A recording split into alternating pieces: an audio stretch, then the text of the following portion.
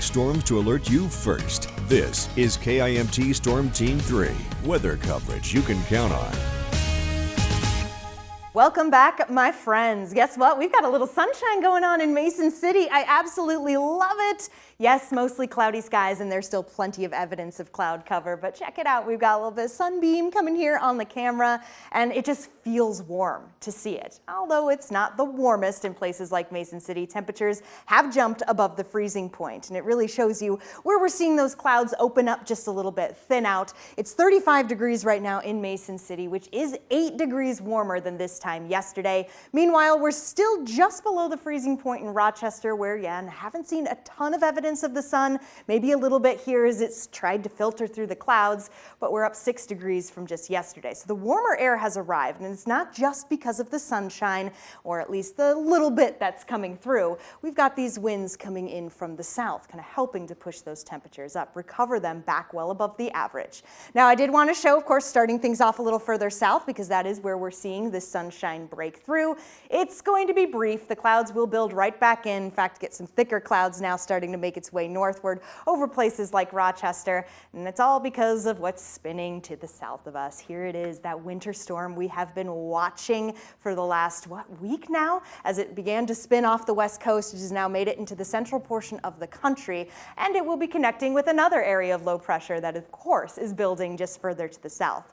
The track is still aiming southward. As it does, it's going to cause some major impacts for our friends to the northeast. For us, it's going to be more on the minor side. Snow chances do look to happen. We do look to get some snowfall here as we get into next week, but that's not the only chance for snow we're tracking. Tracking, of course, weekend snow chances, and as we get more into next week, even more development going on across now the northwestern part of the country. More on that later. Sky Tracker 3 here showing a little bit of that clearing, but as I said, the clouds will build back in as we get into tonight. We start to see the chance for snow move a little further from the north into our area. Not a ton of it. It's really going to wait until we get into later Saturday when we see our chances for some of this light snowfall. This is around 4 p.m. and you can see it's going to be fairly anywhere from scattered to very isolated. It's all dependent on how much of this dry air we see.